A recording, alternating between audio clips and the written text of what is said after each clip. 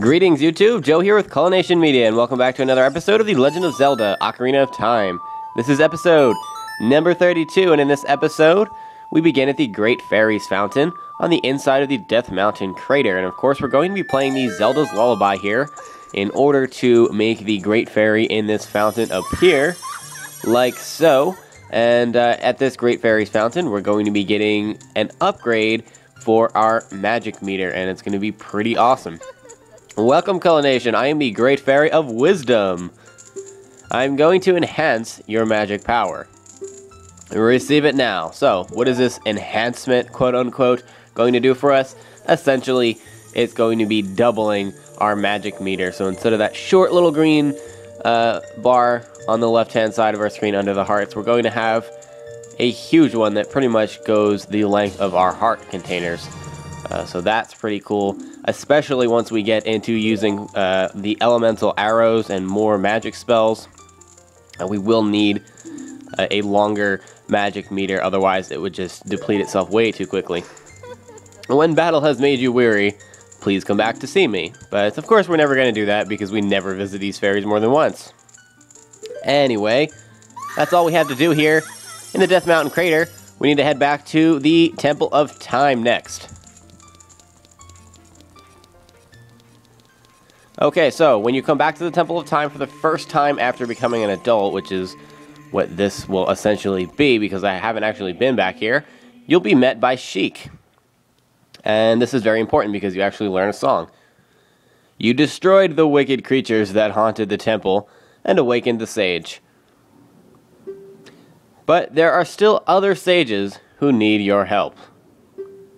In order to awaken all the other sages, you must become even more powerful. Well, I kind of figured that. You must travel over mountains, underwater, and even through time. Well, that's what we're trying to do, but you're kind of in the way, Sheik. Just saying. If you want to return to your original time, return the Master Sword to the pedestal of time. And that's how we get back to the past, by placing our sword back into the pedestal again. The time will come when you will have to return here quickly. I will teach this to you for when that time comes. So, we're going to learn a song here, and it is called the Prelude of Light. And what this does is it warps you to the triangle that's on, or just inside the entrance of the Temple of Time. And that will allow you to pretty much travel between the future and the past very quickly when you need to. And it will also allow you to get to Castletown and Hyrule Castle, Ganon's Castle, all that stuff very quickly, because that's pretty much where all that stuff is located. So I will be using this quite a bit, although I don't know how much I'm going to be using on screen, because a lot of it I will be cutting out because it's just warping back and forth between locations. But there we go. The Prelude of Light. And that's all Sheik has for us, I think. As long as you hold the Ocarina of Time and the Master Sword, you hold time itself in your hands. Culination, we shall meet again. And Sheik is going to disappear as always, except that was kind of weird. It looked like a light arrow explosion instead of a Dooku nut, but whatever. Alright, let's travel back in time because we have some things that we have to do. Some of them are completely optional, of course, but there's some other things and some other items and weapons that we actually do need to do as a child. So, we needed to come back here one way or another. The order in which you do things isn't necessarily important, though. Okay, so we are at Hyrule Castle here, and remember this from the beginning of the game. You can jump into the stream here, and I'm going to show you where a secret little hole is. That's, I don't know, I think it's kind of cool. And to be honest, I stumbled upon this completely on accident. I was just messing around and being stupid, and suddenly a hole opened up in the ground, and I was like, are you kidding me? Anyway, you go over to this tree here, and you're going to play the Song of Storms. If you don't have the Song of Storms, go to Kakariko Village as an adult, and you can learn it in the windmill. Anyway, a hole appears in the ground, and we can jump in, and there's a bunch of bombable walls here. There's 3 of them, one on each side of the original platform where you come down into the hole. I suggest you get your boomerang or your slingshot out in order to kill these spiders. The first one is just a normal Skullwaltula, and then we have a golden Skulltula here as well. So if you're trying to complete the game with 100% items, I do suggest that you come down here because you need that golden Skulltula. Also, there's a glitch that you can do down here I'm not going to be showing, but with that golden Skulltula, you can back up onto the platform that takes you above ground as you're getting the token, and the game won't recognize that you actually killed and collected the token, or killed the golden Skulltula. So when you come back down here, the golden Skulltula will still be there, but the token will be added to your total, so you can technically get all 100 just by killing that one. And I'm, of course, not going to do that, but it is an option. But if you do collect it and just kind of run away like what I did, that glitch is no longer possible. But just a cool little interesting thing. Nice little way to cheat, I guess. And over here, it's just a Skullwaltula. Nothing important. So if you're not interested in a golden Skulltula, there's no reason for you to come down here. But that's it for this little hole.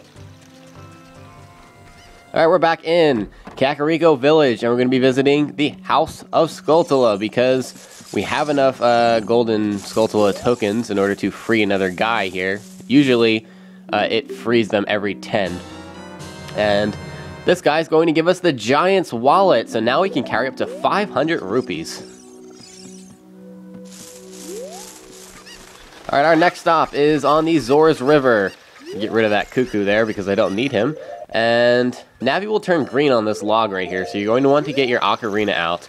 And this is kind of a long side quest, so to speak. I mean, it could take anywhere from 20 minutes to half an hour. I'm going to be cutting through some of it, but I don't do it as quick as I should. When you pull out your Ocarina, the frogs will jump onto the logs in front of you. I'm going to play the Song of Storms first, and they like it. Wow, that melody is so cool. Singing in the rain, oh, what a feeling. Ribbit, please take this as a token of our froggish gratitude, Ribbit. Okay, and for our troubles, we're gonna get a piece of heart because apparently they loved our song. And we're not done here. We have a bunch more to do. So now we're going to go through all of our other songs that we have that are non-temple songs. So Zelda's Lullaby, Epona's Song, the Sun Song, all that stuff. Saria's Song is another one. And with each song that you play, you're going to get 50 rupees, and you're going to notice that one of the frogs is going to be enlarged and kind of look like it's on steroids or just strangely mutated. So we need to go through all of them and do all 5, and that will open up another little game that we can do with them. Why can't I play that song? There we go. Having some issues there. Anyway, this will open up another little mini game that we can play with them with our Ocarina. Kind of similar to what we played with the Skull Kid, but not exactly the same. But it will give us another piece of heart. So let's continue here. We have 2 frogs, and I have such a hard time remembering all these songs. So I haven't played Epona's Song yet, so we're going to go for that one. And that's going to make that one in the back. Is that a silver frog?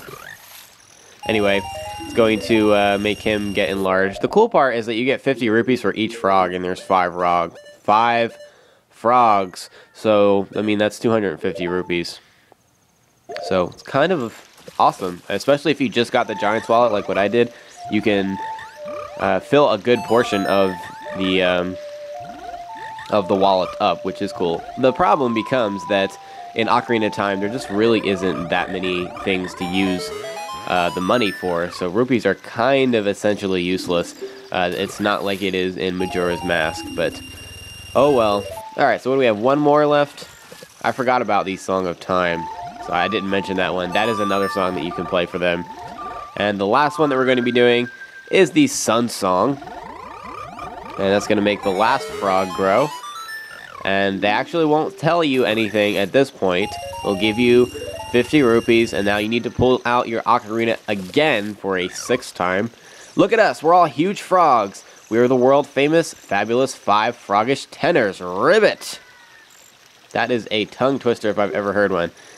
make us jump so we can eat the bugs flying above us, Ribbit. Okay, then ready, set, go. This is very difficult. There's a butterfly above their head, and it corresponds to the C pad, and the frog in the front, the blue frog, is the A button. And you have a less and less amount of time through each note, so it's difficult. Left, right, crap! Yes, this can take a while, come on. Down A. Oh god, thank you. Young boy, you did great, perfect, we are stuffed, Ribbit. Would you take this token of our gratitude? And we get yet another heart piece, and this may take quite a few tries because it is difficult. As you can see, it took me all night, literally. Alright, well, now that we're done with the frogs, we're back here where we went inside Jabu Jabu at Zora's domain, and you can place a bomb by this silver boulder over here, and it's by the where you can talk to the statue for the Mask of Truth.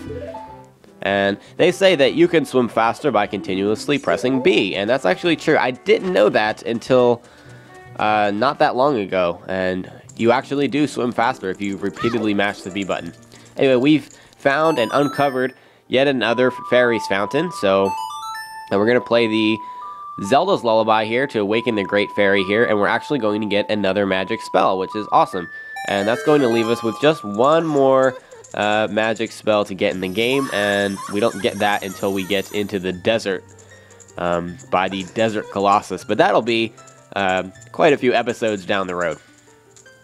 For this spell, it's not so much an attack as it is a convenience thing. It's the Great Fairy of Magic. That will give you a magic spell. Please take it. Okay. Well, I like to use this especially in the water temple that is upcoming, and that is one specific reason why I chose to get it now, before we get involved in the water temple. You got Furore's Wind. This is warp magic you can use with C. Warp when you are in danger. You will teleport to the warp point. When you first use the magic, you will create a warp point, and then you can choose to either dispel or warp to that point. So basically, instead of having to go through an entire temple, you can warp back to specific points if you use this magic. And what she's telling you now is that you can only use Furore's Wind only in dungeons that have a dungeon map hidden inside. And just keep that in mind, you can't just warp between random areas in Hyrule. It does have to be within a dungeon. But nonetheless, it can be pretty useful, so hopefully I'll get to use it.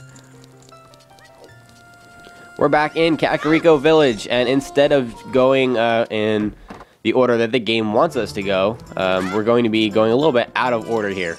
And the first thing we need to do is go talk to Guru over here, but not talk to him. You're just going to pull out your ocarina next to him and play the Song of Storms.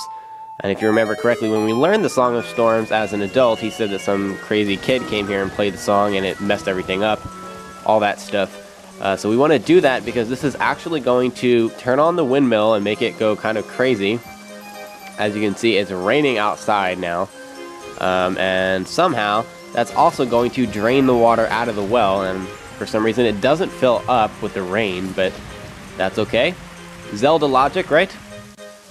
And now we'll actually be able to explore inside there. So we're going to be doing that instead of... Oh, God. Get off there, Link. We're going to be doing that instead of the Ice Cavern, which is supposedly the next thing. Anyway, that's going to be the end of this episode, guys. Thank you very much for watching. And please stay tuned for episode number 33. Game on.